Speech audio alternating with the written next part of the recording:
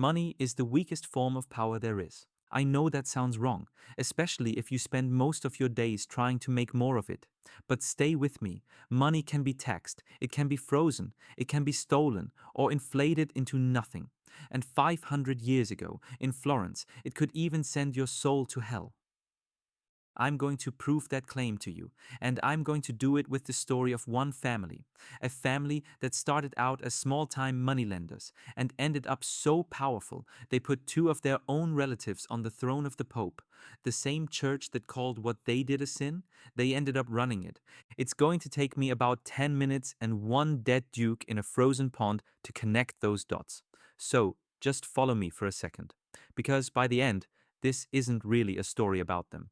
It's a story about what you should do with your money. So let me take you back to the year 1397. Florence is the richest, most ambitious city in Europe. Money is everywhere. Wool, silk, trade, deals being cut on every street corner. And a quiet man named Giovanni di Bicci de' Medici opens a bank. Now, opening a bank in 1397 is a genuinely strange thing to do for two reasons. The first is that the core of the business, charging interest on a loan, is a sin, not a metaphor. An actual, official, the church will say it to your face sin. Charge interest, and you're a usurer, and usurers burn. And this wasn't just abstract afterlife stuff. A known usurer could be refused the sacraments and denied a Christian burial altogether. In a world the church basically ran, that was social and commercial death. People believed it so completely that they'd hand fortunes back on their deathbeds just to buy their way out of it. The second reason is that banks, at this point, had a nasty habit of exploding. Just a few decades earlier, the two biggest banks in all of Europe, the Bardi and the Peruzzi, absolute giants, the firms everyone thought were too big to fall, both collapsed. They'd lent a fortune to the King of England, and the King of England did the thing that powerful people who owe you money love to do. He stopped paying. The whole thing came down and took a chunk of Florence's economy with it. So put yourself in Giovanni's shoes. The one asset you've built your life around, money, is sinful to make, dangerous to lend, and one bad client away from vanishing overnight. And that, right there, is the whole problem with money. Dramatized. It's the weakest thing you can hold, and everything the Medici become, they become by refusing to accept that. Their first move is to make the money safe to even earn. Here's the trick, and it's clever. You don't lend a man money, that's a loan, and a loan with interest is a sin. Instead, you do a currency exchange. A merchant in Florence needs cash, so you hand him florins today, right here. In return, he agrees to pay you back a few months later, but in a different currency, in a different city. Pounds, in London, say. On paper, that isn't a loan at all. It's an exchange, a service. And the church has no problem with exchanging currencies. The catch, the entire game, is that the exchange rate gets quietly set in the bank's favor. Do the math on what went out versus what came back, and the Medici made a clean, reliable profit. That profit was interest. Everybody knew it was interest. It just didn't have the word interest anywhere near it. They were so careful about the fiction that they even used the official messenger, travel times between cities, to keep it legal. Pay it back inside the window it would have taken to ride from Florence to London, and it counts as settling an exchange, not repaying a debt. And the punchline? The single best customer for this kind of business was the church itself. The Pope's money ran through Medici hands. The institution that called interest a one-way ticket to hell was, quietly, the bank's most profitable client. Their weak, sinful money was suddenly safe to make. Their second move was to make sure the money couldn't all die at once.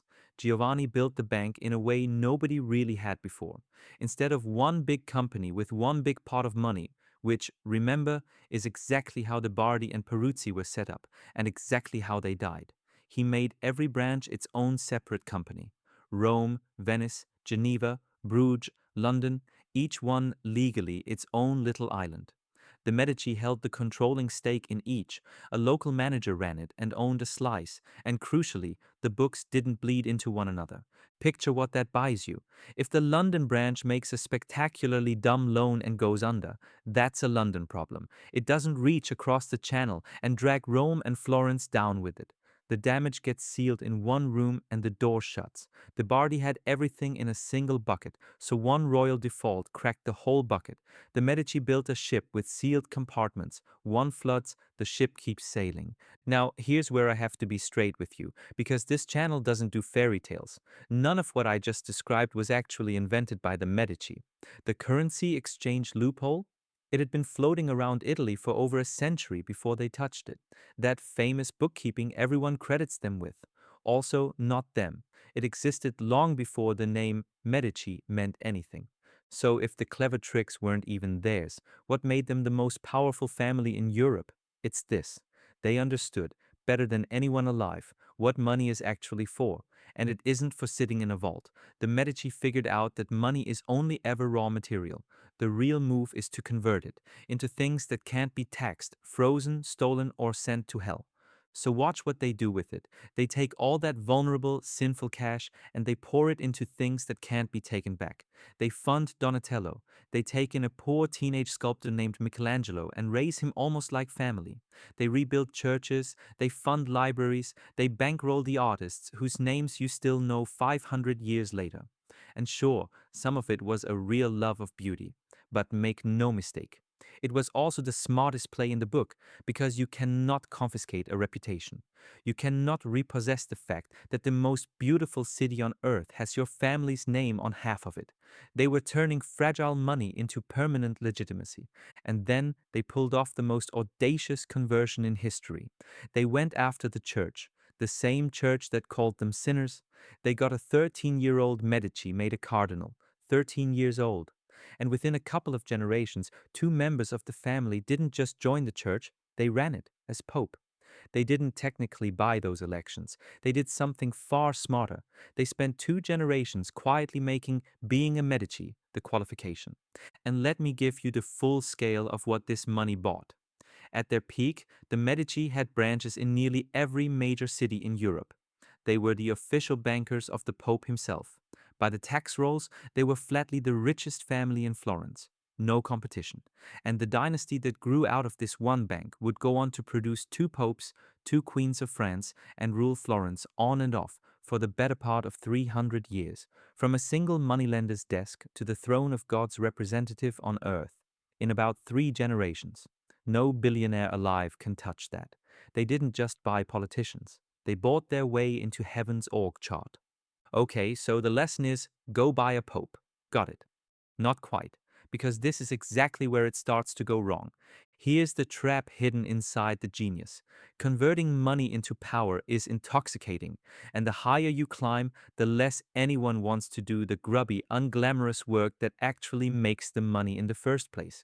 Reading the books, checking the managers, saying no to a bad loan. That work is what built the whole family. And the family slowly started to feel it was beneath them. The man who embodies this is the most famous Medici of all, Lorenzo, the one history nicknamed the Magnificent. And he earned it, brilliant politician, gifted poet, the sharpest deal-maker of his age. He was also, by every honest account, a lousy banker who found the actual banking deeply boring. He was a master of the converting. He had no patience for the making. And when the boss stops watching, the managers start playing for prestige instead of profit.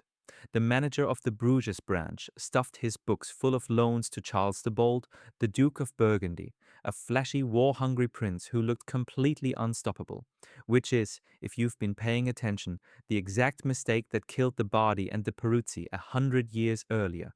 Lend big to a powerful man who might not pay you back. Then, in the winter of 1477, Charles the Bold marched into one war too many. His army was annihilated in the snow outside a town called Nancy, and afterward nobody could even find him. 2 days later, they pulled his body out of a frozen pond, stripped by looters, his skull split open by a halberd, his face half eaten by wolves. They only identified him by his old battle scars, and every coin he owed the Medici died in that pond with him. The London branch had made the same bet on an English king. Same ending. The losses piled up, and Lorenzo, too busy being a prince to fix it, started quietly dipping into Florence's public funds to cover the gaps. Then, in 1492, he died.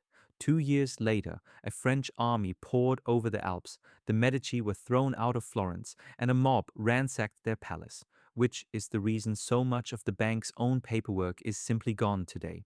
The most powerful bank in Europe, the family that put its own blood on the papal throne, finished as a bank in under 100 years. So, what do you actually do with all this? Two things. The first one, the Medici nailed, and the richest people alive still run the exact same play. Money on its own is fragile. It gets taxed, inflated, sued, taken, so you convert it into power that can't be. The Medici bought art and put their name on half of Florence. Donald Trump ran a version of the same play 500 years later. His name on the buildings, then the brand, then the presidency. Elon Musk ran another. He took a fortune and bought the single platform the whole world argues on, turning money into something a lot harder to tax away, control of the conversation itself. And you don't need billions to do it. Turn your money into reputation, into ownership, into skills, into a name people actually trust, things that compound and that nobody can take back in a bad year. The second thing is the part the Medici forgot, and it's the one that should scare you.